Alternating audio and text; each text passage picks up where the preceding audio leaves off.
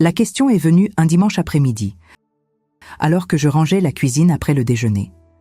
Ma petite fille, Léa, était assise à la table, occupée à dessiner des princesses et des licornes avec ses crayons de couleur, quand elle a levé les yeux et a dit avec cette naturalité déconcertante propre aux enfants: « Mamie, pourquoi papa change de vêtements et pleure dans la voiture avant d'entrer à la maison ?» J'ai senti le sol se dérober sous mes pieds. Mon nom est Monique Laurent. J'ai 67 ans. Je vis à Lyon depuis toujours. Et à cet instant précis, j'ai compris que quelque chose de très grave se passait juste sous mon nez sans que personne ne l'ait remarqué. J'ai tenté de garder mon calme, essuyé mes mains sur mon tablier brodé et me suis assise à côté d'elle, sentant mon cœur marteler violemment dans ma poitrine. Je lui ai demandé ce qu'elle voulait dire exactement par là, en choisissant mes mots avec précaution pour ne pas l'effrayer. Léa m'a expliqué avec une simplicité désarmante que tous les soirs, quand son père rentrait du travail, il restait dans la voiture garée dans le garage pendant très longtemps. Elle pouvait tout entendre parce que sa chambre se trouvait juste au-dessus. Et à travers le vieux plancher en bois de la maison, elle percevait des sanglots étouffés, le froissement de vêtements qu'on enlève et qu'on enfile, le bruit caractéristique d'un flacon de parfum qu'on vaporise. Ce n'est qu'après tout ce rituel qu'il entrait enfin dans la maison, un sourire plaqué sur le visage, embrassait son épouse, jouait avec sa fille, faisait semblant que tout allait parfaitement bien. Mais Léa savait que ce n'était pas le cas. Et maintenant, moi aussi je le savais. Mon gendre Julien m'avait toujours semblé être un homme exemplaire, un pilier de droiture et de dévouement. Il était pompier depuis 15 ans, travaillait à la caserne de la rue de la République, en plein cœur de Lyon, et toute la famille l'admirait pour son courage et sa dévotion au service des autres. Ma fille Camille l'avait épousé il y a 10 ans, lors d'une magnifique cérémonie dans une petite église de Fourvière, et depuis, ils avaient construit une vie qui semblait solide, heureuse, harmonieuse. Mais cette question innocente de Léa venait de projeter une lumière sinistre sur tout ce tableau apparemment parfait. Pourquoi un homme aurait-il besoin de pleurer en cachette? Pourquoi changerait-il de vêtements avant d'entrer dans sa propre maison? Pourquoi dissimulerait-il quelque chose à la famille qu'il était censé aimer plus que tout au monde? Dans les jours qui ont suivi cette révélation troublante, j'ai commencé à observer avec une attention minutieuse. Je ne parvenais plus à chasser cette image de mon esprit. J'ai pris l'habitude de rendre visite à ma fille plus fréquemment, toujours en fin d'après-midi, précisément à l'heure où Julien terminait son service et rentrait à la maison. Camille ne se doutait de rien. Elle pensait simplement que je m'ennuyais et que j'avais envie de passer plus de temps avec ma petite fille. Et je la laissais croire cela pendant que mes yeux captaient chaque détail suspect, chaque mouvement inhabituel, chaque signe révélateur. Et les signes étaient là, criants, impossibles à ignorer une fois qu'on savait où regarder. Un jeudi soir pluvieux de novembre, j'ai décidé de pousser mon investigation plus loin. Je suis arrivé chez eux peu avant 19 heures. Lyon était plongé dans une brume froide et humide, typique de cette période de l'année, et les rues pavées brillaient sous la lumière jaunâtre des lampadaires anciens qui donnent à la ville ce charme si particulier. La maison de Camille et Julien se situait dans un quartier paisible, près du parc de la Tête d'Or. Une belle construction bourgeoise de 3 étages, avec un petit jardin à l'avant et un garage latéral équipé d'une porte automatique. J'ai garé ma voiture dans la rue, un peu plus loin, et j'ai fait semblant de consulter mon téléphone tout en gardant un œil vigilant sur l'entrée. 20 minutes plus tard, la Renault Mégane grise de Julien, qui l'entretenait toujours impeccablement, est apparue au coin de la rue. Il a manœuvré pour entrer dans le garage et la porte automatique s'est refermée derrière lui dans un ronronnement mécanique. Et puis, plus rien. Un silence absolu et oppressant. Je suis restée là, assise dans ma propre voiture dont le moteur refroidissait lentement, observant ce garage fermé comme s'il s'agissait de l'entrée d'un tombeau renfermant des secrets indicibles. 15 minutes se sont écoulées avec une lenteur insupportable. Puis 20, puis 30. La lumière à l'intérieur du garage était allumée. Je pouvais apercevoir sa lueur faible qui s'échappait par les interstices de la porte métallique. Que faisait-il là-dedans pendant tout ce temps? Que pouvait bien cacher un homme marié, père de famille, pompier respecté par tous, dans l'intimité de son propre véhicule chaque soir? La réponse la plus évidente, la plus douloureuse aussi, a commencé à prendre forme dans mon esprit comme une tumeur maligne qui grossit inexorablement. Une liaison extra-conjugale. Cela ne pouvait être que ça. Il voyait une autre femme et il utilisait ce temps dans le garage pour effacer méticuleusement tous les indices compromettants avant d'entrer jouer la comédie du mari parfait. Cette simple hypothèse m'a retourné l'estomac et m'a donné la nausée. Camille ne méritait absolument pas ça. Elle était une mère dévouée qui se donnait corps et âme, travaillait comme institutrice dans une école primaire municipale du quartier de la Croix-Rousse, s'occupait de la maison avec un soin méticuleux, de sa fille avec une tendresse infinie, de son mari avec un amour sincère, bref, de tout et de tous. Et Léa, ma petite fille douce et innocente au regard plein d'étoiles, que deviendrait-elle si la famille implosait ? Je ne pouvais pas laisser cela se produire. Pas sans avoir d'abord la certitude absolue de ce qui se tramait réellement sous mes yeux.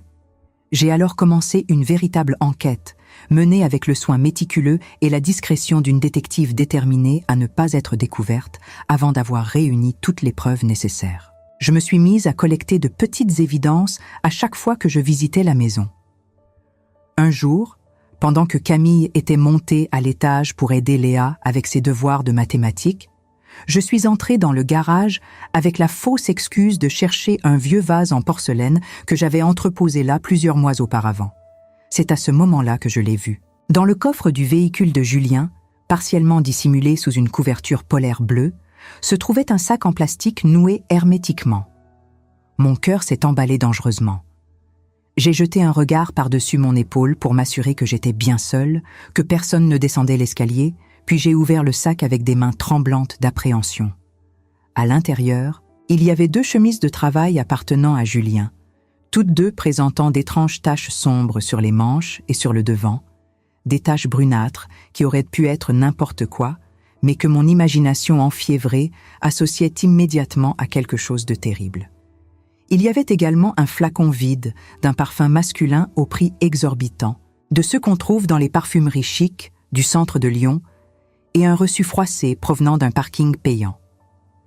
J'ai saisi le reçu et l'ai déplié avec des gestes précautionneux, comme s'il s'agissait d'une pièce à conviction dans une affaire criminelle. Il provenait d'un immeuble situé rue Garibaldi, de l'autre côté de la ville, à l'opposé de son lieu de travail, et était daté de 3 jours auparavant. Pourquoi diable Julien se garait-il là-bas ? La caserne des pompiers se trouvait dans la direction complètement opposée. J'ai noté mentalement l'adresse exacte, avec une précision obsessionnelle, puis j'ai tout remis soigneusement en place, exactement comme je l'avais trouvé. Le cœur battant si fort dans ma poitrine que j'avais peur que Camille puisse l'entendre depuis le premier étage. Je sais que certaines d'entre vous qui m'écoutent dans ce moment ont peut-être déjà vécu quelque chose de similaire. Cette sensation terrifiante que le sol disparaît sous vos pieds, que tout ce qui paraissait solide et stable était en réalité construit sur du sable mouvant. Si vous êtes là, de l'autre côté de l'écran, et que vous sentez que cette histoire touche quelque chose de profond en vous, laissez un commentaire pour me dire d'où vous nous écoutez. Parfois, partager la douleur avec quelqu'un qui comprend vraiment rend le fardeau un peu plus léger à porter. Et si cette histoire résonne en vous, n'hésitez pas à cliquer sur le bouton « J'aime ». Parce que des histoires comme celle-ci ont besoin d'être racontées. Elles doivent être entendues, surtout par celles qui en ont le plus besoin pour savoir qu'elles ne sont pas seules dans leur épreuve. Au cours des jours suivants, j'ai découvert d'autres indices tout aussi troublants. En fouillant discrètement dans le sac à dos que Julien laissait systématiquement accroché dans le couloir d'entrée, j'ai trouvé plusieurs reçus d'un café appelé Le Petit Coin, un établissement qui se situait à exactement 2 rues de l'adresse du parking mystérieux. Les tickets de caisse indiquaient toujours le même créneau horaire, entre 15 et 16 heures, précisément pendant les jours où il était censé être en service à la caserne. Pourtant, Camille n'avait jamais mentionné que son mari fréquentait cet endroit. Julien lui-même n'en avait jamais parlé lors des dîners en famille. Le silence qui entourait ces petits mensonges quotidiens était assourdissant et de plus en plus inquiétant. J'ai finalement pris la décision qu'il me fallait des preuves concrètes et irréfutables avant d'oser le confronter ou de révéler quoi que ce soit à ma fille. Je ne pouvais pas me permettre de risquer de détruire une famille entière en me basant uniquement sur des soupçons, aussi solides et cohérents qu'ils puissent paraître. Alors, un mardi après-midi, où je savais pertinemment que Julien avait sa journée de repos, j'ai pris ma voiture et me suis rendu jusqu'à la fameuse rue Garibaldi. L'immeuble correspondant au reçu était un bâtiment moderne et élégant, tout en verre et en béton, avec un parking souterrain et une entrée discrète gardée par un portier. Je me suis garé de l'autre côté de la rue et j'ai attendu, me sentant à la fois ridicule et terriblement déterminé. 2 longues heures se sont écoulées dans une attente qui me paraissait interminable. J'étais sur le point d'abandonner et de rentrer chez moi quand j'ai aperçu la Renault grise de Julien qui s'engageait dans la rampe du parking souterrain. Mon sang n'a fait qu'un tour. Je suis sorti précipitamment de ma voiture et j'ai traversé la rue en essayant de paraître aussi naturel que possible, le cœur dans la gorge, les jambes flageolantes sous l'effet de l'adrénaline. Je suis entré dans l'immeuble juste derrière lui, maintenant une distance suffisante pour ne pas être repéré, mais assez proche pour ne pas le perdre de vue. Il a pris l'ascenseur et j'ai observé attentivement le panneau lumineux qui indiquait les étages. 3e étage. J'ai attendu que la cabine redescende, le souffle court et les mains moites. Puis je suis monté à mon tour, mon esprit tournant à 100 à l'heure en imaginant ce que j'allais découvrir. Quand les portes se sont ouvertes au 3e étage, je me suis retrouvé face à un couloir silencieux et feutré, éclairé par des appliques murales tamisées, avec seulement 4 portes. Toutes portaient des plaques professionnelles discrètes en laiton poli. 2 appartenaient à des cabinets d'avocats, une 3e était celle d'un expert comptable, et la dernière, celle qui se trouvait tout au fond du couloir dans une alcôve légèrement en retrait, affichait une plaque sobre qui disait simplement « Dr Marc Fontaine ». Psychologue clinicien. Psychologue. Je suis resté paralysé devant cette plaque, complètement figé, essayant désespérément de comprendre ce que cela pouvait bien signifier. Julien consultait un psychologue, en secret absolu, loin de sa famille, loin de tout le monde, dans la clandestinité la plus totale. Mais pourquoi? Quel genre de secret pouvait être si lourd, si accablant, qu'il devait être caché même à ceux qui l'aimaient le plus au monde? Mon esprit s'est mis à tourner en rond, tentant frénétiquement d'assembler toutes les pièces de ce puzzle incompréhensible. Les vêtements tachés cachés dans le coffre, les pleurs étouffés dans la voiture, le parfum fort vaporisé pour masquer quelque chose, la thérapie secrète avec un psychologue spécialisé. Rien de tout cela ne correspondait au schéma classique d'une simple liaison extra-conjugale. C'était quelque chose de beaucoup plus profond, de plus sombre, de plus complexe et troublant. Je suis rentré chez moi cet après-midi-là avec encore plus de questions que de réponses, mais avec une certitude qui s'était cristallisée dans mon esprit. Je devais absolument confronter Julien.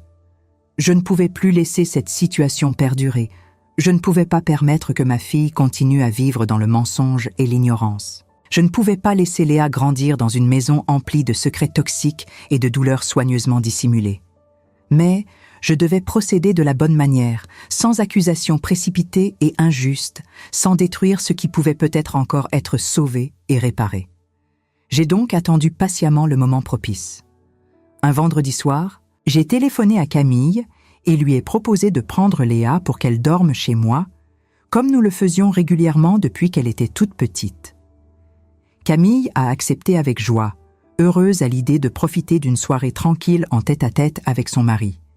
J'ai récupéré Léa à 18 heures précises, embrassé tendrement ma fille sans rien laisser transparaître de mes intentions, et promis de ramener la petite le lendemain après le déjeuner. Mais au lieu de rentrer directement chez moi comme prévu, j'ai fait un détour calculé. Je suis retourné dans leur quartier et me suis garé à 2 rues de distance, avec Léa profondément endormie sur le siège arrière, épuisée après une longue journée à l'école. À 19h15 exactement, j'ai vu la voiture de Julien tourner au coin de la rue et s'engager dans l'allée menant au garage. La porte automatique s'est refermée derrière lui et une fois de plus, ce silence dense, étouffant, insupportable, s'est installé. J'ai laissé Léa dormir paisiblement dans la voiture, vérifié que les portières étaient bien verrouillées et j'ai marché d'un pas déterminé jusqu'à la maison. Mon cœur battait comme un tambour de guerre résonnant dans ma poitrine. J'ai sonné à la porte et Camille a ouvert presque immédiatement, visiblement surprise et légèrement inquiète de me voir là. « Maman, il s'est passé quelque chose avec Léa ?» Elle va très bien. Elle dort dans la voiture. Mais j'ai besoin de parler à Julien, maintenant. » Le visage de Camille a changé d'expression instantanément, une ombre de profonde préoccupation traversant ses traits délicats. Avant qu'elle ne puisse formuler une autre question, Julien est apparu dans l'encadrement de la porte qui menait du garage à la maison, portant encore sa chemise de travail froissée, les yeux rouges et gonflés, le visage marqué par une fatigue qui dépassait largement le simple épuisement physique d'une journée de travail. Il m'a vu, et quelque chose en lui s'est brisé net. Quelque chose qui était fissuré depuis très longtemps a finalement cédé complètement. « Monique » a-t-il commencé d'une voix étranglée qui ne lui ressemblait pas. « Nous devons parler », ai-je dit en plantant fermement mon regard dans le sien sans détourner les yeux. « Maintenant. » Tous les trois. Julien me guida vers le salon d'un pas lourd, comme un condamné marchant vers l'échafaud. Camille nous suit, le visage blême, ses mains tremblant légèrement alors qu'elle referme la porte d'entrée derrière nous. L'atmosphère dans la pièce est étouffante, chargée d'une tension qui semble aspirer tout l'oxygène. Je m'assieds sur le canapé en face de lui. Camille reste debout près de la cheminée éteinte, les bras croisés, le regard allant de moi à son mari avec une inquiétude grandissante. Julien s'effondre dans le fauteuil, enfouit son visage dans ses mains, et pendant un long moment, personne ne dit rien. Le silence est brisé uniquement par le tic-tac de l'horloge ancienne accrochée au mur, celle que j'avais offerte à Camille pour leur 5e anniversaire de mariage. Chaque seconde qui passe semble une éternité. Finalement, je prends la parole, ma voix sortant plus ferme que je ne l'aurais cru possible. Léa m'a posé une question il y a quelques jours. Elle voulait savoir pourquoi tu pleures dans la voiture tous les soirs avant d'entrer à la maison. Camille sursaute, comme si je l'avais giflée. Elle se tourne vers Julien, les yeux écarquillés, cherchant une explication, un démenti, n'importe quoi qui pourrait effacer ce qu'elle vient d'entendre. Mais Julien ne lève pas les yeux. Il reste là, recroquevillé sur lui-même, les épaules secouées par des sanglots silencieux qu'il essaie désespérément de contenir. « C'est vrai ?» demande Camille, sa voix à peine audible. « Tu pleures tous les soirs dans la voiture ? Depuis quand ?» Je continue, ne lui laissant pas le temps de répondre, parce que je sais que s'il commence à parler maintenant, il mentira, il trouvera une excuse, il construira un mur encore plus haut entre lui et la vérité. « J'ai trouvé des choses, Julien. Des chemises tachées cachées dans ton coffre, des reçus d'un parking rue Garibaldi, des tickets d'un café que personne dans cette famille ne connaît. Et j'ai découvert où tu vas vraiment pendant tes après-midi. Le docteur Fontaine. Tu vois un psychologue en cachette depuis combien de temps ? » Le silence qui suit ma révélation est assourdissant. Camille porte une main à sa bouche, les larmes commençant à couler sur ses joues. Elle s'approche de Julien, s'agenouille devant lui, pose ses mains sur ses genoux, essayant de le forcer à la regarder. « Julien, s'il te plaît, parle-moi. Qu'est-ce qui se passe ? Qu'est-ce que tu caches ?» Il lève enfin les yeux, et ce que je vois dans son regard me glace le sang. Ce n'est pas de la culpabilité, ce n'est pas de la honte, c'est quelque chose de bien plus profond et terrifiant. C'est du désespoir à l'état pur, le genre de désespoir qui consume une âme de l'intérieur, qui la ronge jusqu'à ce qu'il ne reste plus rien qu'une coquille vide. « Je ne peux pas, » murmure-t-il, sa voix brisée. « Je ne peux pas vous le dire. Vous ne comprendriez pas. Personne ne peut comprendre. » Camille se met à pleurer ouvertement maintenant, agrippant les mains de son mari comme si elle pouvait l'empêcher de s'éloigner encore plus. Mais je ne pleure pas. Je reste assise là, droite, inflexible, parce que je sais que si je montre la moindre faiblesse, il se repliera complètement sur lui-même et nous perdrons toute chance d'atteindre la vérité. Alors aide-nous à comprendre, je dis doucement. Aide ta femme et ta fille à comprendre pourquoi leur mari et père disparaît un peu plus chaque jour. Aide-moi à comprendre pourquoi l'homme qui était comme un fils pour moi se cache dans sa voiture pour pleurer, au lieu de chercher du réconfort auprès de ceux qui l'aiment.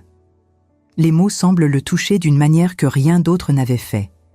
Il relève la tête, croise mon regard, et pendant un instant fugace, je vois le Julien d'avant, celui qui riait au repas de famille, celui qui portait Léa sur ses épaules dans le parc, celui qui embrassait ma fille comme si elle était la chose la plus précieuse au monde.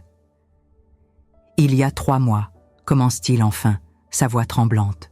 Nous avons été appelés pour un incendie dans un immeuble résidentiel près de la gare de Perrache. C'était un soir de semaine, vers 20h. Quand nous sommes arrivés, les flammes avaient déjà englouti les 2 premiers étages. Les gens criaient depuis les fenêtres, certains sautaient, d'autres essayaient de descendre par des draps noués. C'était le chaos absolu. Il s'arrête, prend une inspiration profonde qui ressemble plus à un sanglot étouffé, puis continue. Mon équipe a réussi à évacuer presque tout le monde. Nous pensions avoir terminé quand une femme a hurlé qu'il y avait encore un enfant au 3e étage, dans l'appartement du fond. Une petite fille de 9 ans, le même âge que Léa. Camille laisse échapper un gémissement, portant ses mains à son visage. Je sens mon propre cœur se serrer, comprenant soudain où cette histoire nous mène, redoutant chaque mot qui va suivre. Je suis monté, poursuit Julien, les yeux fixés sur un point invisible devant lui, comme s'il revivait chaque seconde de cette nuit. La fumée était si dense que je ne voyais rien, même avec le masque. La chaleur était insupportable. J'ai appelé encore et encore, jusqu'à ce que j'entende une petite voix faible venant d'une chambre. Je l'ai trouvée recroquevillée sous son lit, à moitié inconsciente. Elle avait des cheveux blonds comme Léa. Elle portait un pyjama rose avec des licornes, exactement comme celui que Léa a. Sa voix se brise complètement à ce moment-là, et il sanglote ouvertement, sans retenue, toute la douleur accumulée pendant des mois se déversant enfin. Camille le prend dans ses bras, pleurant avec lui, et je reste là, figée, comprenant l'ampleur de la tragédie qui s'est abattue sur cet homme sans que personne ne s'en aperçoive. Je l'ai prise dans mes bras et j'ai couru vers la sortie, continue-t-il entre 2 sanglots. Mais le plafond s'est effondré derrière nous. Une poutre enflammée m'a frappé au dos. J'ai trébuché. Je suis tombée. Elle est tombée de mes bras. J'ai essayé de la rattraper, mais ma main a glissé. Je l'ai rattrapée par le bras, je l'ai serrée contre moi et j'ai continué à courir. Quand nous sommes sortis de l'immeuble, j'ai cru que nous avions réussi. J'ai cru que je l'avais sauvée. Le silence qui suit est insoutenable. Camille lève les yeux vers lui, attendant la suite qu'elle redoute déjà. Mais elle ne respirait plus, murmure Julien. La fumée l'avait tuée avant même que je la trouve. Je l'ai prise dans mes bras, morte, et je l'ai portée hors de cet enfer en pensant que je la sauvais. Les ambulanciers ont essayé de la réanimer pendant 20 minutes. 20 minutes pendant lesquelles j'ai prié, supplié, promis n'importe quoi à Dieu s'il la ramenait. Mais elle est morte dans mes bras. Cette petite fille de 9 ans qui ressemblait tellement à notre Léa est morte dans mes bras. Camille pousse un cri étouffé et s'effondre complètement, pleurant contre l'épaule de son mari. Je sens mes propres larmes couler sur mes joues, incapable de retenir plus longtemps l'émotion qui m'étreint. Tout prend sens maintenant. Les chemises tachées n'étaient pas des preuves d'une liaison. C'étaient les uniformes qu'il ne supportait plus de porter après cette nuit-là. Le parfum fort n'était pas pour masquer l'odeur d'une autre femme. C'était pour masquer l'odeur de fumée et de mort qui semblait imprégnée dans sa peau. Les pleurs dans la voiture n'étaient pas de la culpabilité d'un mari infidèle. C'était le poids insoutenable d'un traumatisme qu'il portait seul, convaincu qu'il devait être fort pour sa famille. « Pourquoi tu ne nous as rien dit ?» demande Camille, entre 2 sanglots. « Pourquoi tu as porté ça tout seul pendant tout ce temps ?» Julien la regarde avec des yeux rougis, épuisés, vidés de toute force. « Parce que je suis pompier, » répond-il simplement. « Je suis censé être fort, je suis censé sauver les gens, pas les regarder mourir. Comment je pouvais rentrer à la maison et vous dire que j'avais échoué ? Comment je pouvais regarder Léa dans les yeux en sachant qu'une petite fille de son âge était morte parce que je n'avais pas été assez rapide, assez fort, assez bon ? Ce n'était pas ta faute, je dis fermement, me levant du canapé pour m'approcher d'eux. Tu as fait tout ce que tu pouvais. Tu as risqué ta vie pour essayer de la sauver. Personne ne pourrait te reprocher quoi que ce soit. Mais il secoue la tête, refusant d'accepter mes paroles, enfermé dans sa propre prison de culpabilité et de douleur. Vous ne comprenez pas. Chaque fois que je ferme les yeux, je la vois. Chaque fois que je regarde Léa, je vois cette petite fille et je me demande si un jour, quelqu'un d'autre échouera à la sauver comme j'ai échoué. Je ne dors plus. Je ne peux plus manger. Je ne peux plus respirer sans sentir la fumée. Je ne peux plus vivre sans porter ce poids. Camille le serre plus fort, comme si elle pouvait absorber une partie de sa douleur par la seule force de son étreinte. Et moi, je reste là, debout près d'eux, comprenant enfin l'ampleur du gouffre qui s'était creusé dans cette famille sans que personne ne le voie vraiment. « Le docteur Fontaine », je demande doucement. « Il t'aide » Julien acquiesce faiblement.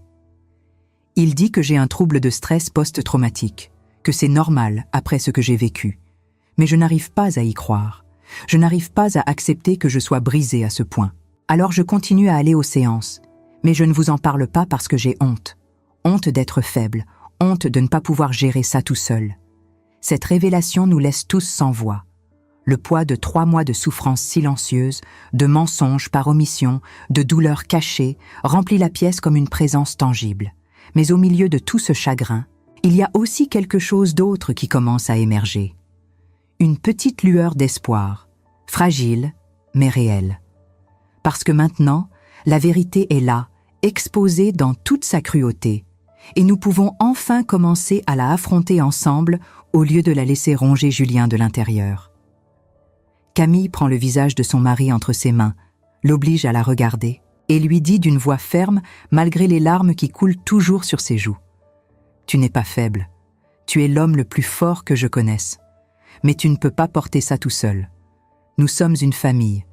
Nous portons les fardeaux ensemble, toujours. » Et à cet instant précis, dans ce salon silencieux de Lyon où 3 personnes pleurent ensemble, quelque chose commence à se reconstruire. Ce n'est pas la guérison, pas encore, mais c'est le premier pas vers elle. Les semaines qui ont suivi cette soirée de révélation ressemblent à un long et difficile processus d'apprentissage pour nous tous. Une période de reconstruction où chaque jour apporte son lot de petites victoires et de moments de doute. Julien accepte enfin que sa famille connaisse toute la vérité, sans filtre ni omission. Et avec cette acceptation vient une forme de soulagement palpable qui, bien qu'encore fragile et précaire, lui permet de respirer un peu mieux, de dormir quelques heures de plus chaque nuit.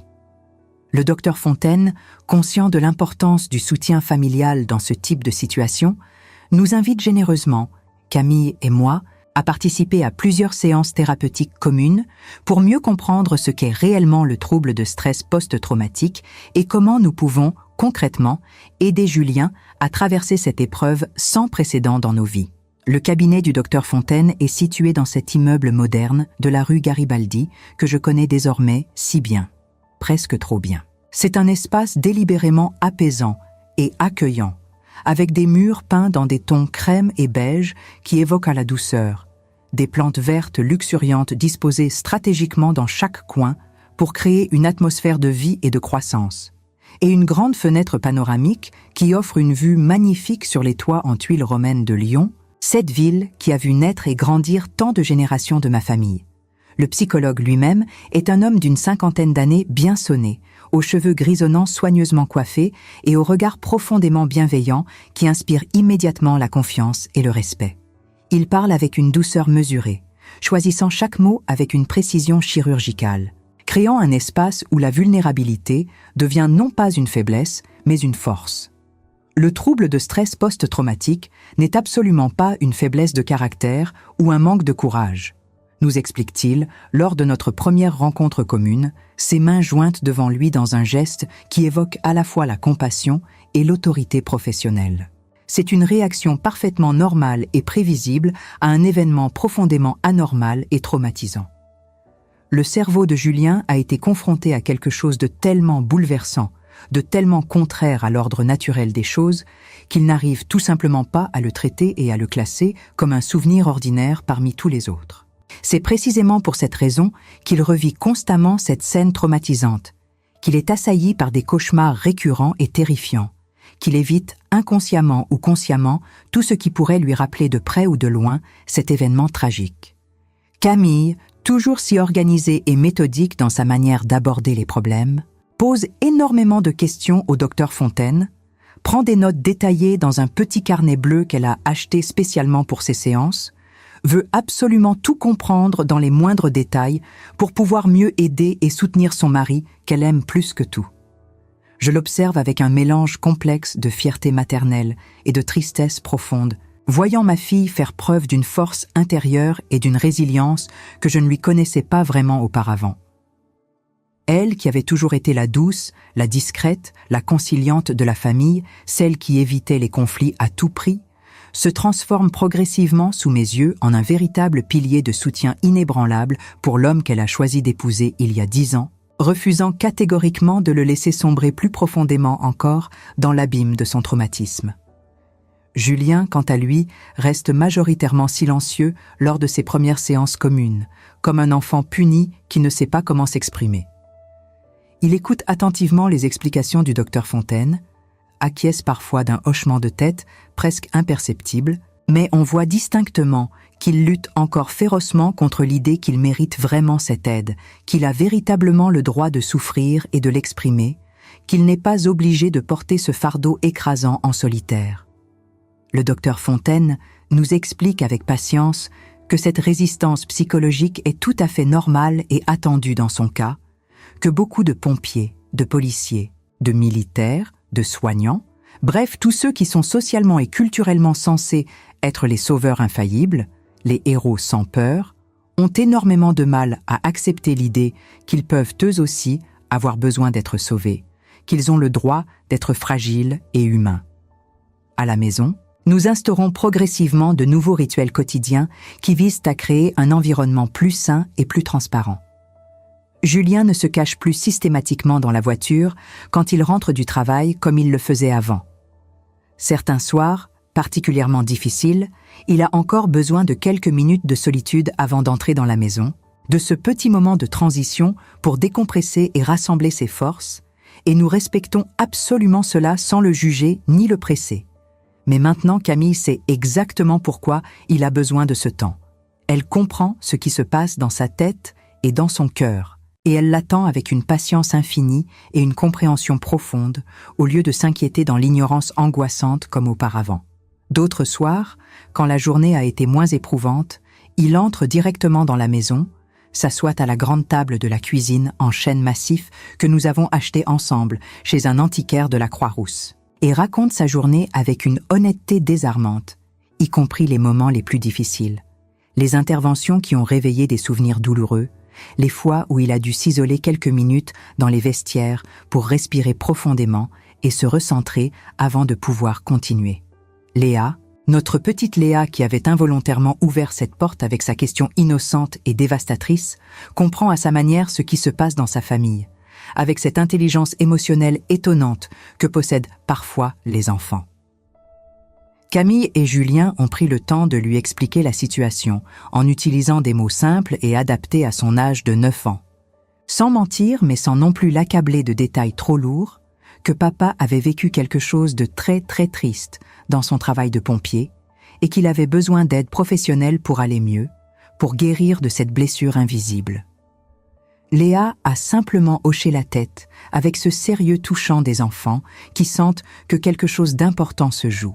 Puis elle s'est approchée spontanément de son père, l'a enlacé avec ses petits bras et lui a dit d'une voix claire et assurée qu'elle l'aimait très très fort et que rien ne changerait jamais cela.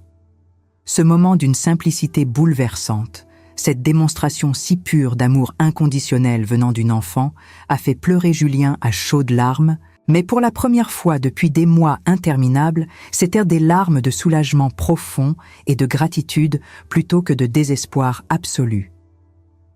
1 mois après la grande révélation qui a bouleversé nos vies, Julien prend une décision importante et courageuse qui témoigne de sa volonté réelle de guérison. Il demande officiellement une mutation interne au sein de la caserne des pompiers de Lyon. Au lieu de continuer sur le terrain dans les interventions d'urgence qui le confrontent quotidiennement à des situations potentiellement traumatisantes, il fait le choix difficile mais nécessaire de travailler à la formation des nouvelles recrues, ces jeunes hommes et femmes pleins d'idéalisme qui rêvent de sauver des vies. C'est un choix déchirant pour lui, parce qu'il aime profondément son métier de terrain.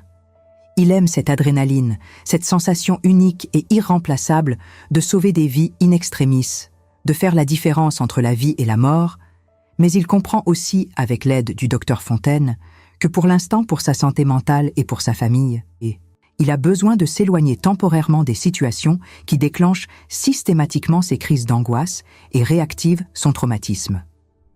Le capitaine de la caserne, un homme robuste et bourru, nommé Bertrand Moreau, qui connaît Julien depuis ses tout débuts, comme jeune recrue pleine d'enthousiasme il y a 15 ans, accepte immédiatement sa demande, sans poser de questions embarrassantes, et lui assure avec une tape amicale dans le dos qu'il pourra revenir sur le terrain opérationnel quand il sera prêt, si jamais il le souhaite un jour, que sa place sera toujours là pour lui. Cette transition professionnelle majeure n'est pas du tout facile psychologiquement. Julien se sent parfois complètement inutile et déconnecté, comme s'il abandonnait lâchement ses collègues qui continuent à risquer leur vie quotidiennement, comme s'il fuyait ses responsabilités fondamentales de pompier.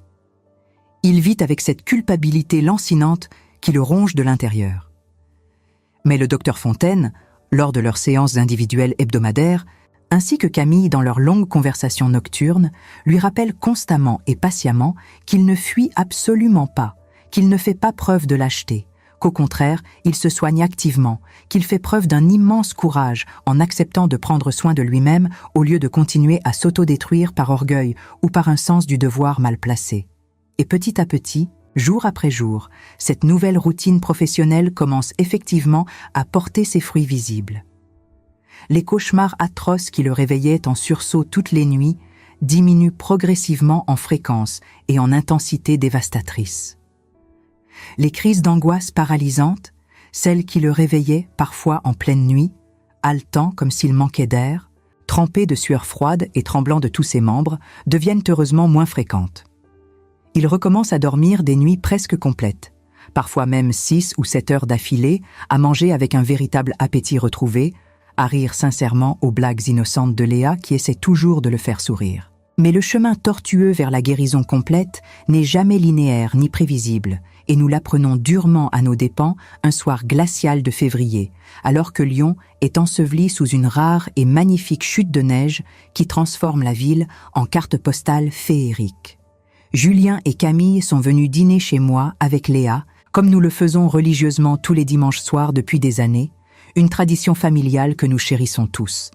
L'atmosphère est joyeuse, presque miraculeusement normale après tous ces mois difficiles, et je me surprends à penser avec un optimisme prudent que peut-être, juste peut-être, nous avons vraiment dépassé le pire de cette tempête émotionnelle.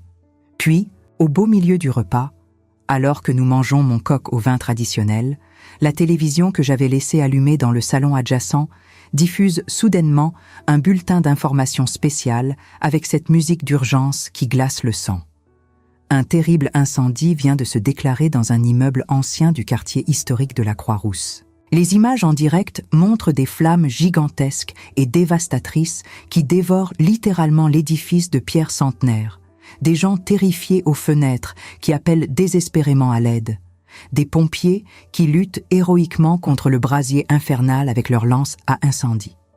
C'est le genre de reportage dramatique qu'on a tous vu des dizaines, peut-être même des centaines de fois dans nos vies, mais pour Julien, en cet instant précis, c'est radicalement différent. Il se fige instantanément comme une statue de sel, sa fourchette suspendue en l'air à mi-chemin entre son assiette et sa bouche, les yeux rivés hypnotiquement sur l'écran de télévision, incapable de détourner le regard. Son visage devient d'une pâleur spectrale et cadavérique en quelques secondes à peine. Sa respiration s'accélère dangereusement jusqu'à devenir une série de halètements rapides et superficiels, et en l'espace de quelques secondes terrifiantes, il est pris d'une crise de panique monumentale en règle. Camille réagit immédiatement avec une efficacité remarquable qui témoigne de tout ce qu'elle a appris lors des séances avec le docteur Fontaine, éteignant rapidement la télévision et s'agenouillant aussitôt près de lui, posant ses mains apaisantes sur ses épaules tremblantes, lui parlant doucement et calmement d'une voix rassurante, lui rappelant méthodiquement les techniques de respiration profonde que le docteur Fontaine lui a enseignées pour gérer ce genre de crise. Mais Julien ne l'entend manifestement pas. Il est complètement ailleurs, prisonnier de son esprit, piégé psychologiquement dans ce 3e étage en flammes de son passé, tenant dans ses bras cette petite fille qui ne respirait déjà plus. Léa, profondément effrayée et bouleversée par la réaction violente et incompréhensible de son père qu'elle n'a jamais vu dans un tel état, commence à pleurer doucement, des larmes silencieuses qui coulent sur ses joues rougies.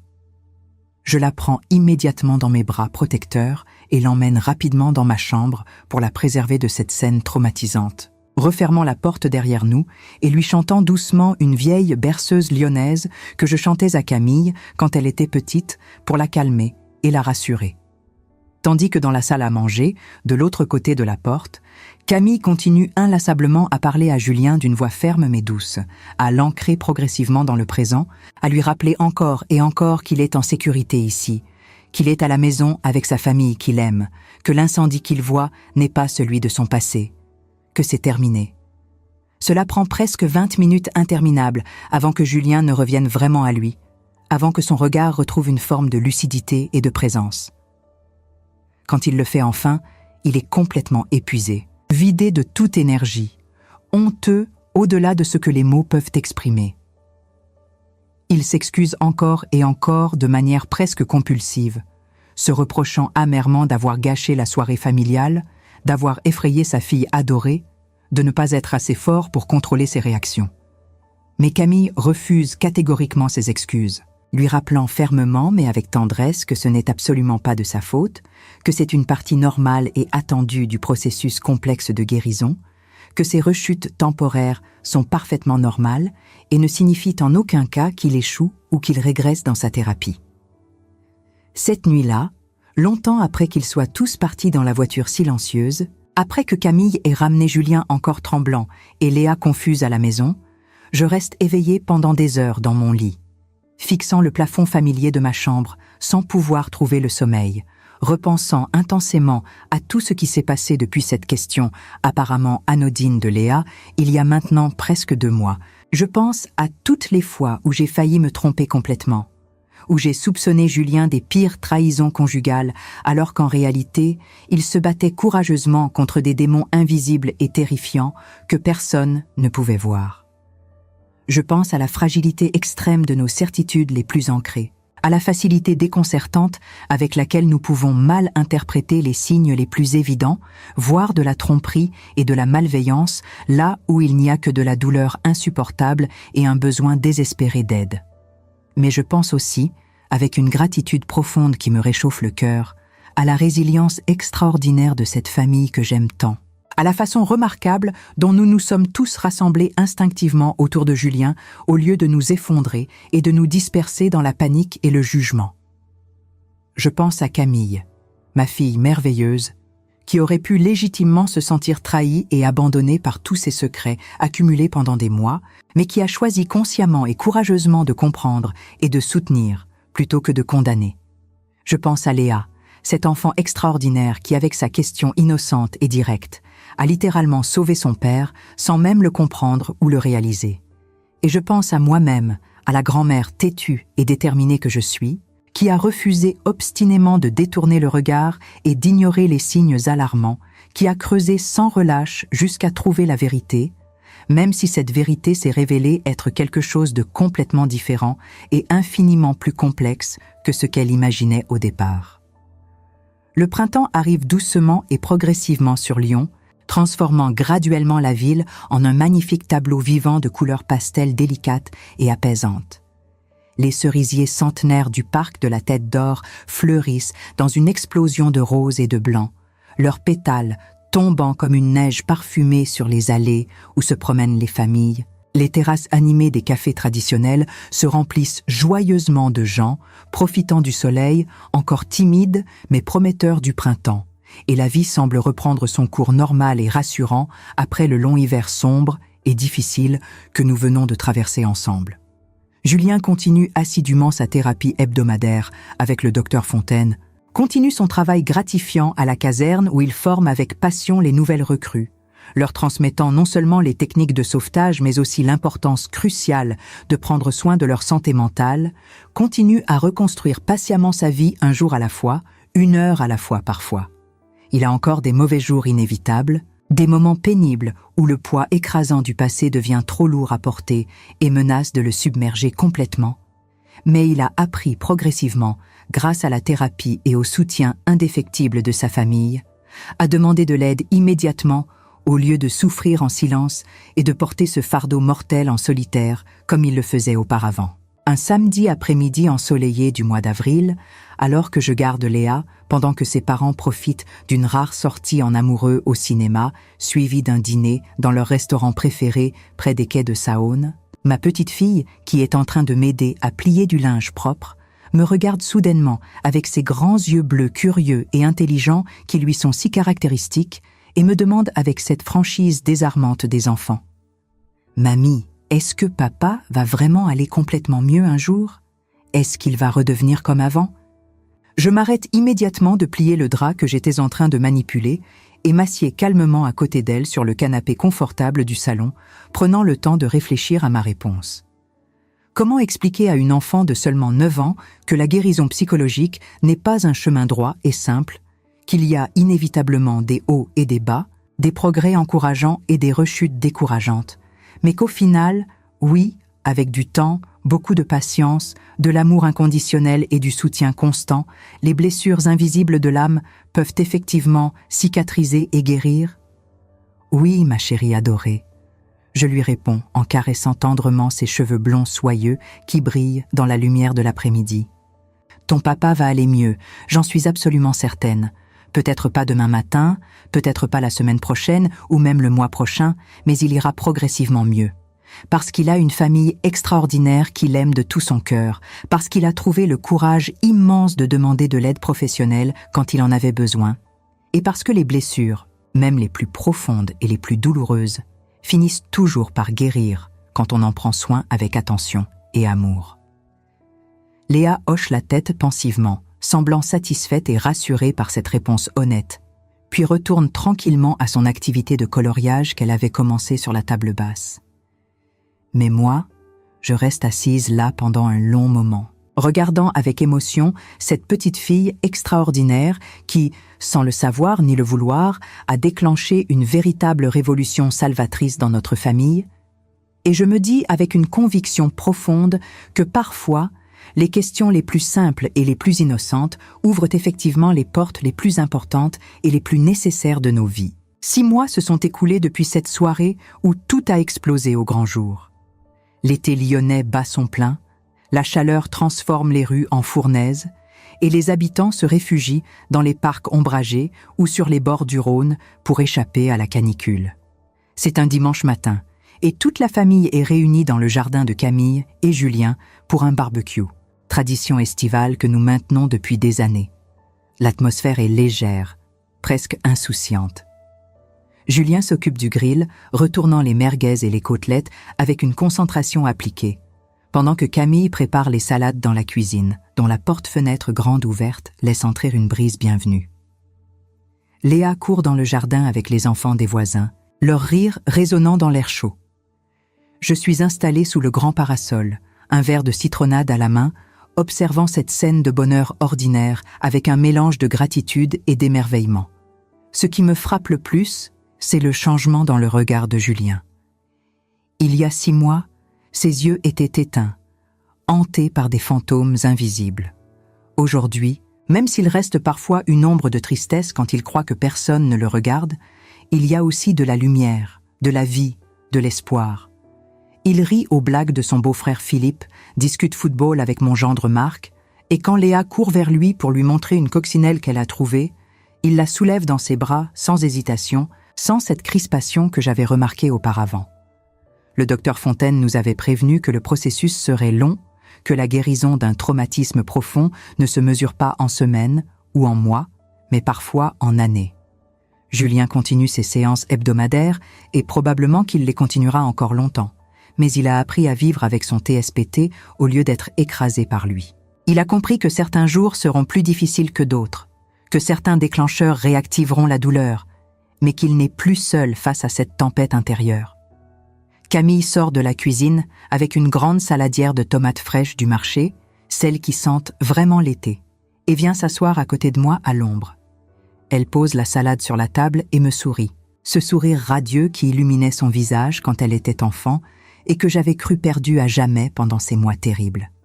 « Tu sais, maman, dit-elle doucement, je repense souvent à cette soirée où tu as débarqué pour confronter Julien. Sur le moment, j'étais tellement en colère contre toi. J'avais l'impression que tu te mêlais de ce qui ne te regardait pas, que tu cherchais des problèmes là où il n'y en avait peut-être pas. Mais tu lui as sauvé la vie. Tu nous as tous sauvés.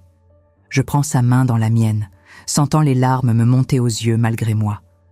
Non, ma chérie, c'est Léa qui vous a sauvé avec sa question. Et c'est toi qui as sauvé Julien en choisissant de comprendre au lieu de juger, de rester à ses côtés au lieu de t'enfuir. Moi, je n'ai fait que pousser une porte qui devait être ouverte tôt ou tard. Camille secoue la tête, insistant. Tu sous-estimes ce que tu as fait. Sans toi, Julien aurait continué à se détruire en silence jusqu'à ce qu'il soit trop tard. Le docteur Fontaine nous a dit que beaucoup de pompiers, de policiers, de soldats finissent par se suicider parce qu'ils portent leur traumatisme seuls, parce qu'ils croient que demander de l'aide est une faiblesse. Tu as brisé ce cycle. Ces mots me touchent profondément, mais je ne sais pas quoi répondre. Alors je me contente de serrer sa main plus fort et nous restons là, assises côte à côte, regardant Julien rire avec les autres hommes autour du barbecue, Léa danser sur l'herbe avec ses amis, toute cette vie normale et précieuse qui aurait pu être détruite si la vérité n'était jamais sortie. Plus tard dans l'après-midi, alors que le repas est terminé et que la plupart des invités sont partis, ne reste que nous quatre, la famille nucléaire. Léa s'est endormie dans le hamac à l'ombre, épuisée par ses jeux, et Camille est montée faire une sieste. Je me retrouve seule avec Julien, qui range tranquillement les chaises de jardin et nettoie le grill encore tiède. « Laisse, Julien, » je lui dis. « Je vais t'aider. » Il me sourit et me tend un torchon. Nous travaillons en silence pendant quelques minutes, un silence confortable, sans tension. Puis, sans que je m'y attende, il s'arrête et me regarde directement dans les yeux. « Monique, je ne vous ai jamais vraiment remercié pour ce que vous avez fait. »« Tu n'as pas besoin de me remercier, » je réponds doucement. « Si, j'en ai besoin, » insiste-t-il. « Vous auriez pu me juger, me condamner, me traiter de menteur. Vous auriez pu dire à Camille de me quitter, de protéger Léa en s'éloignant de moi. Au lieu de ça, vous avez creusé jusqu'à trouver la vérité, et quand vous l'avez trouvée, vous ne m'avez pas abandonné. Vous êtes restés, vous avez compris. Vous nous avez tous aidés à traverser ça. Je vous dois la vie, littéralement. » Ses yeux se remplissent de larmes, et les miens aussi. Je pose le torchon et m'approche de lui, posant ma main sur son bras. « Tu ne me dois rien, Julien. Tu es comme un fils pour moi. Et on ne laisse pas tomber ses enfants, jamais, peu importe ce qu'ils traversent. » Il m'étreint alors, ce grand homme fort qui a sauvé des dizaines de vies au cours de sa carrière, mais qui a failli perdre la sienne parce qu'il croyait devoir être invincible. Nous restons ainsi pendant un long moment dans ce jardin baigné de soleil et je sens qu'un cycle se referme, qu'une blessure commence vraiment à cicatriser. Quand nous nous séparons, Julien essuie ses yeux et me regarde avec une détermination nouvelle. « J'ai décidé quelque chose », annonce-t-il. « Je vais commencer à donner des conférences dans les casernes pour parler du TSPT, pour encourager mes collègues à demander de l'aide s'ils en ont besoin. Le capitaine Bertrand m'a proposé de participer à un programme de sensibilisation et j'ai accepté. Si mon histoire peut empêcher ne serait-ce qu'un seul pompier de sombrer comme j'ai failli le faire, alors tout ce que j'ai traversé aura eu un sens. Cette révélation me remplit d'une fierté immense. Voir cet homme transformer sa douleur en quelque chose de positif, utiliser son expérience pour aider les autres, c'est la preuve ultime que la guérison n'est pas juste possible, elle est réelle. C'est une merveilleuse idée, je dis avec émotion. Tu vas sauver des vies d'une manière différente, mais tout aussi importante. Il acquiesce, un petit sourire se dessinant sur ses lèvres. Le docteur Fontaine dit que c'est une partie importante de ma thérapie, transformer le traumatisme en action positive. Et puis, je veux que Léa soit fière de moi, qu'elle grandisse, en sachant que son père n'est pas parfait, qu'il a eu des moments de faiblesse, mais qu'il a eu le courage de demander de l'aide et de continuer à avancer. À cet instant précis, comme si elle avait entendu prononcer son nom, Léa se réveille dans le hamac et court vers nous, encore un peu ensommeillée, ses cheveux blonds en bataille. Elle se jette dans les bras de son père, qui la soulève en la faisant tournoyer, arrachant des éclats de rire à la petite fille. En les regardant, je repense à cette question apparemment anodine qu'elle avait posée il y a 6 mois. cette question qui avait tout déclenché. « Vovó, por que o papai troca de roupa e chora dentro do carro antes de entrar em casa? » Une question si simple et si innocente, mais qui contenait en elle le pouvoir de tout changer. Sans cette question, Julien serait peut-être encore prisonnier de son silence. Sans cette question, Camille continuerait à vivre dans l'ignorance du combat quotidien de son mari. Sans cette question, notre famille aurait continué à se fissurer lentement, invisiblement, jusqu'à ce qu'il soit trop tard. Le soir tombe sur Lyon, peignant le ciel de teintes orangées et roses. La chaleur de la journée commence enfin à s'atténuer, remplacée par une brise fraîche qui fait danser les feuilles du grand chêne au fond du jardin. Camille nous rejoint, reposée de sa sieste, et nous nous installons tous les quatre autour de la table de jardin pour partager une limonade glacée et les dernières fraises de la saison. Léa raconte avec enthousiasme sa journée, les jeux qu'elle a inventés avec ses amis, la coccinelle qu'elle a sauvée d'une araignée, tous ces petits événements qui constituent l'univers merveilleux d'une enfant de 9 ans. Julien et Camille l'écoutent avec attention, posant des questions, riant de ses histoires, et je les observe avec le regard attendri d'une grand-mère qui a failli perdre tout ça. « Tu sais, Léa, » je dis soudain, interrompant son flot de paroles, « tu es une petite fille, très courageuse. » Elle me regarde, surprise, ses grands yeux bleus écarquillés. « Pourquoi tu dis ça, mamie ? » « Parce que tu poses des questions, même quand elles sont difficiles. Parce que tu ne fais pas semblant de ne pas voir les choses qui ne vont pas. Et c'est ça, le vrai courage. Pas de ne jamais avoir peur, mais de regarder en face ce qui nous fait peur et d'oser en parler. » Léa réfléchit un instant à mes paroles, puis sourit. « C'est papa qui m'a appris ça. Il dit toujours qu'un bon pompier, c'est quelqu'un qui sait quand demander de l'aide. » Julien et Camille échangent un regard chargé d'émotion, et je vois des larmes briller dans leurs yeux. Ce moment, cette phrase simple prononcée par une enfant, résume tout ce que nous avons appris au cours de ces 6 derniers mois. Que demander de l'aide n'est pas une faiblesse, c'est une force. Que porter ses fardeaux seul ne fait pas de vous un héros, ça fait juste de vous quelqu'un qui souffre inutilement. Que la vraie force se trouve dans la vulnérabilité, dans le courage d'avouer qu'on n'en peut plus, qu'on a besoin des autres. La nuit finit par tomber complètement sur Lyon, et les premières étoiles commencent à apparaître dans le ciel d'été. Je rentre chez moi vers 22 heures, épuisée, mais heureuse, le cœur rempli d'une paix que je n'avais pas ressentie depuis longtemps. En conduisant à travers les rues éclairées de la ville, je repense à tout ce chemin parcouru, à toutes les larmes versées, à toutes les peurs affrontées. Je pense à cette version de moi-même d'il y a 6 mois, celle qui était convaincue que son gendre la trahissait, qui voyait des preuves d'infidélité dans chaque comportement étrange, chaque secret. Je pense à combien j'avais tort, et en même temps, à combien j'avais raison d'écouter mon instinct, de ne pas ignorer les signes, même si je les avais mal interprétés au début. Parce qu'au final, quelque chose n'allait vraiment pas. Il y avait vraiment un secret terrible qui menaçait de détruire cette famille. Ce n'était simplement pas le secret que j'imaginais. C'était quelque chose de plus profond, de plus douloureux, de plus humain. C'était le secret d'un homme qui portait le poids de la mort d'une enfant, qui se sentait coupable d'avoir échoué, qui croyait devoir souffrir seul pour protéger ceux qu'il aimait. 1 semaine plus tard, je reçois un appel de Camille. Sa voix est excitée, presque enfantine dans son enthousiasme. « Maman, tu ne devineras jamais. Julien a donné sa première conférence aujourd'hui à la caserne. Il y avait plus de 50 pompiers, et après son témoignage, 5 d'entre eux sont venus le voir en privé pour lui dire qu'ils vivaient des choses similaires et qu'ils ne savaient pas à qui en parler.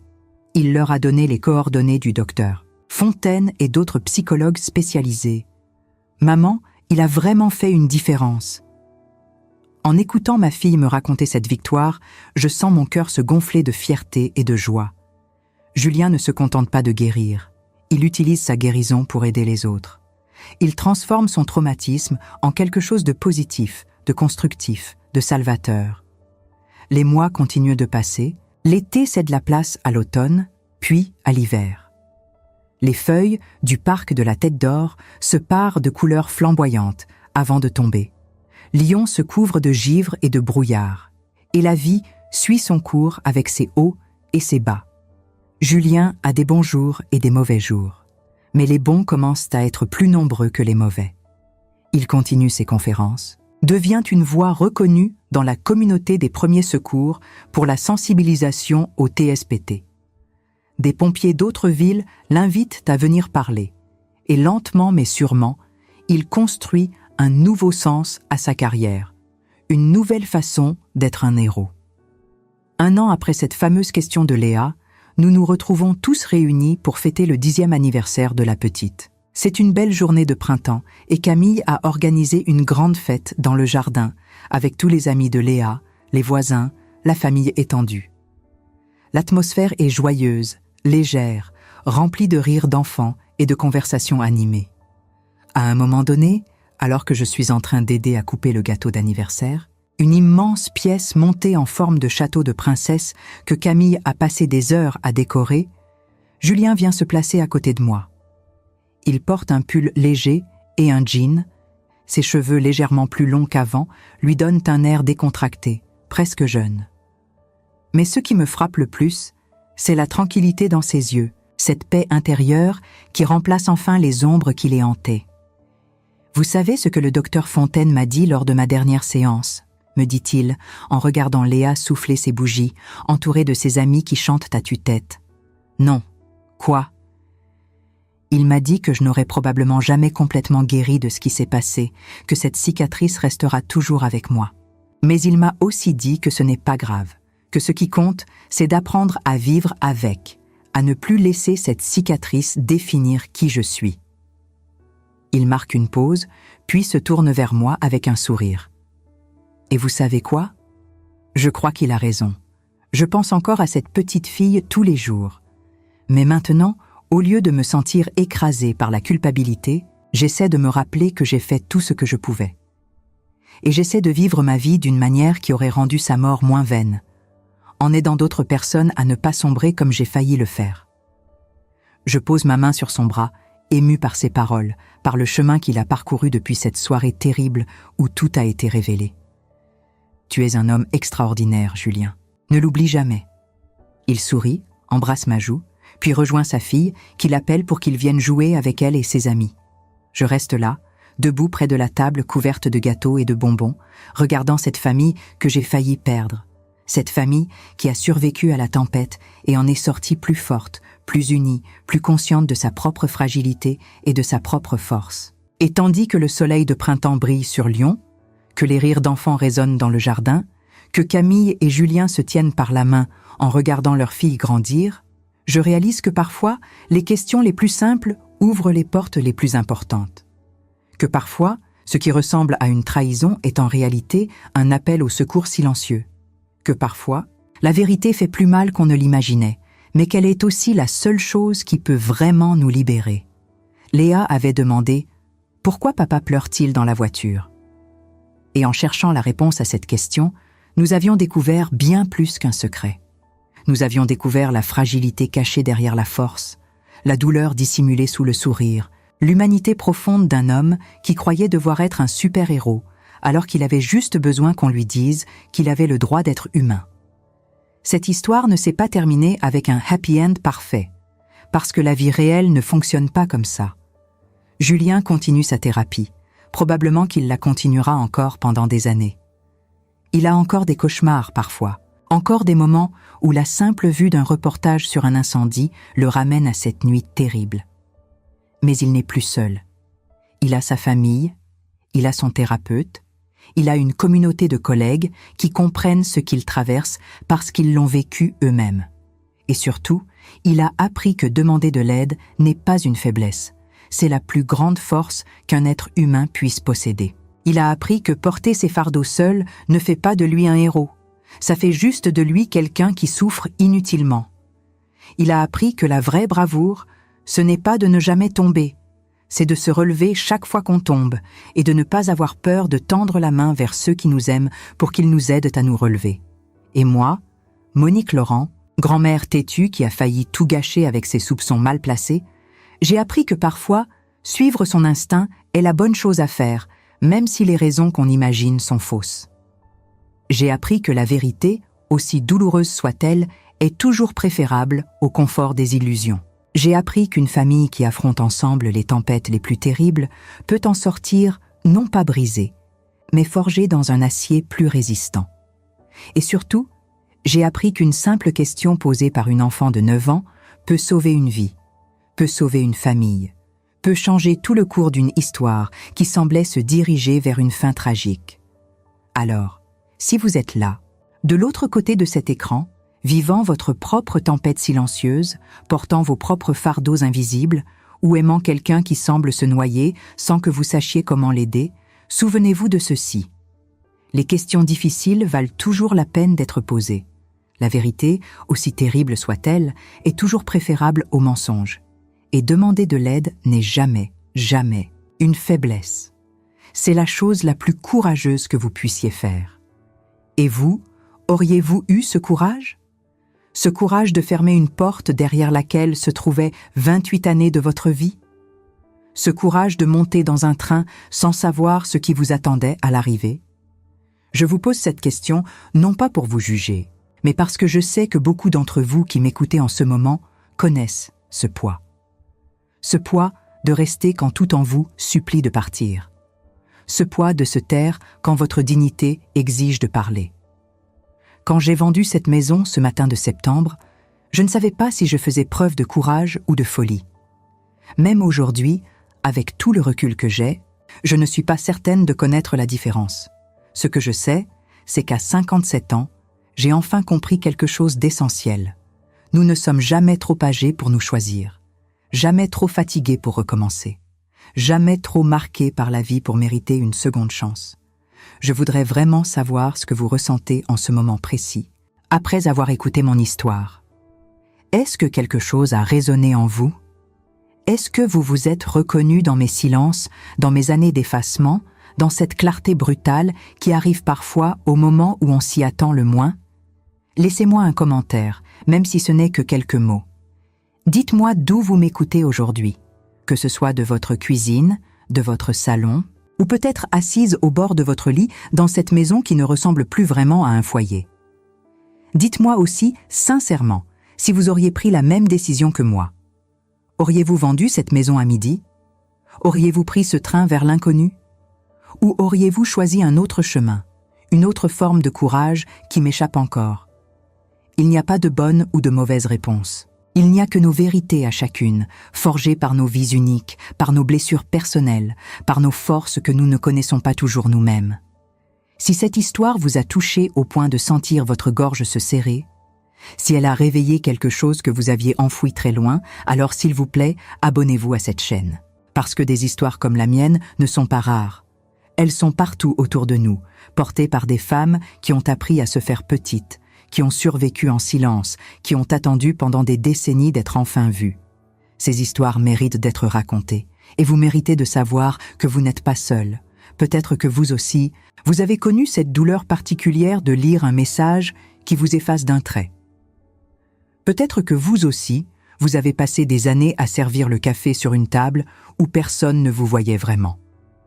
Peut-être que vous êtes assise en ce moment même dans une cuisine qui ressemble étrangement à la mienne, vous demandant si vous avez encore la force de partir ou si c'est déjà trop tard pour vous. Laissez votre témoignage dans les commentaires. Votre histoire compte. Votre voix mérite d'être entendue. Je ne suis pas une héroïne.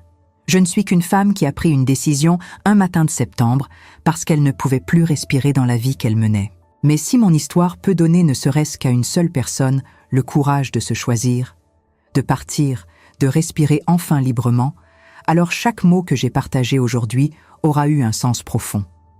Alors dites-le moi. Écrivez-le dans les commentaires. Votre message, aussi court soit-il, peut être exactement ce dont une autre femme a besoin pour trouver sa propre force. Certaines d'entre vous me diront peut-être que vous êtes resté, que vous avez choisi de rester malgré tout et que ce choix vous a aussi demandé un courage immense. Je vous crois. Je vous respecte profondément. Parce que le courage prend 1000 visages différents et chacune de nous fait ce qu'elle peut avec les cartes que la vie lui a distribuées. Votre courage de rester, votre courage de reconstruire sur place, votre courage de pardonner ou simplement de continuer, Tout cela mérite également d'être reconnu et honoré. D'autres me diront que vous êtes parti il y a longtemps déjà, que vous avez fermé votre propre porte, pris votre propre train, reconstruit votre propre vie loin de celui qui ne vous voyait plus. Si c'est votre cas, racontez-moi. Dites-moi comment vous avez trouvé cette force, ce qui s'est passé après, comment vous allez aujourd'hui. Parce que vos histoires de renaissance donnent de l'espoir à celles qui hésitent encore, à celles qui se demandent si la vie peut vraiment recommencer après 50, 60, 70 ans. Et puis il y a peut-être celles qui sont encore dans cette cuisine, qui lisent ce genre de message en ce moment même, qui se demandent si elles auront jamais le courage que j'ai trouvé ce matin-là.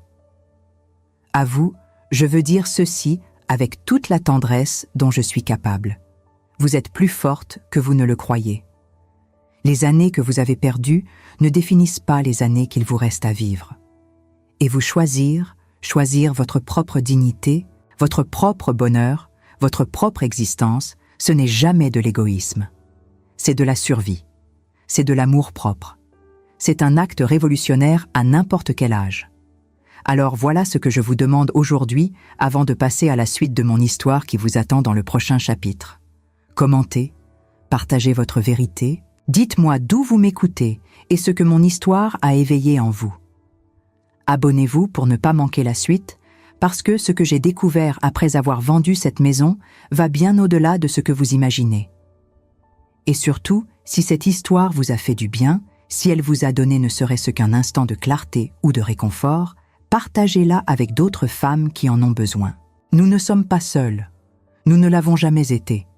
Nous sommes des milliers, des millions même, à avoir connu ce silence, cet effacement, cette douleur de n'être jamais assez. Mais nous sommes aussi des milliers à avoir trouvé la force de partir, ou la force de rester et de transformer, ou simplement la force de continuer à respirer un jour après l'autre. Et c'est ensemble, en partageant nos histoires, en brisant ces silences qui nous ont étouffés pendant si longtemps, que nous rappelons au monde entier que nous existons, que nous comptons, que nous méritons d'être vus. Alors prenez quelques secondes maintenant. Laissez votre empreinte dans les commentaires. Dites au monde que vous étiez là, que vous avez écouté, que vous avez ressenti, parce que votre voix compte. Aujourd'hui, demain, toujours. Et la suite de mon histoire vous attend, prête à vous révéler des vérités encore plus profondes sur ce que signifie vraiment se libérer d'une vie qui n'était jamais vraiment la nôtre.